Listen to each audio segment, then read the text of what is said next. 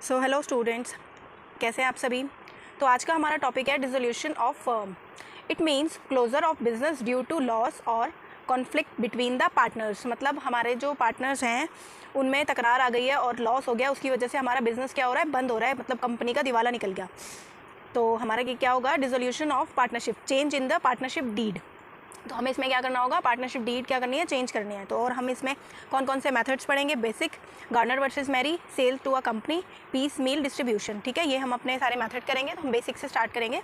और अकाउंट्स हमारे इसमें कौन कौन से बनेंगे, realisation account, partners capital account, partners loan account and cash account.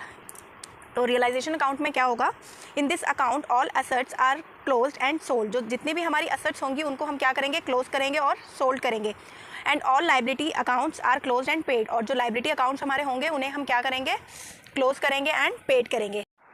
तो अब हम देखेंगे इसकी जनरल एंट्री हम इसकी कैसे करेंगे। तो फर्स्ट है हमारा when all assets accounts are close. तो हमने जो एसेट्स हैं उसको क्लोज कर दिया, तो एंट्री क्या होगी, realisation account debit to sundry assets. ठीक है, और हम किन एसेट्स को क्लोज नहीं कर सकते, cash, bank, profit and loss account and fictitious assets. इसके बारे में हम डिटेल में बाद में पढ़ेंगे, लेकिन जो बाकी जितनी भी एसेट्स होंगी उनको हम ऐसे ही क्लोज करेंगे। Second is when asset is sold. तो एसेट क्या हो गई, हमारी सोल्ड हो गई, तो उसकी एंट्री क्या होगी, cash account debit to realisation account. ठीक है, थर्ड है हमारा when asset taken by partner. Asset क्या हो रहा है, पार्टनर लेकर जा रहा है, तो उसकी एंट्री क्या होगी, partners capital account debit to realisation account. ठीक है, फोर्थ है when liability accounts are close. तो हमारी लाइबिलिटी अकाउंट है वो क्या हो रहा है, क्लोज हो रहा है। All liability account debit to realisation account except partners capital and loan, partners capital and partners loan and reserves. इनको छोड़ के बाकी जितनी भी लाइबिलिटीज़ होंगी वो सारी इसी में क्लोज हो जाएंगी। वो हम आगे क्वेश्चंस करेंगे, फिर आपको क्लियर हो जाएगा।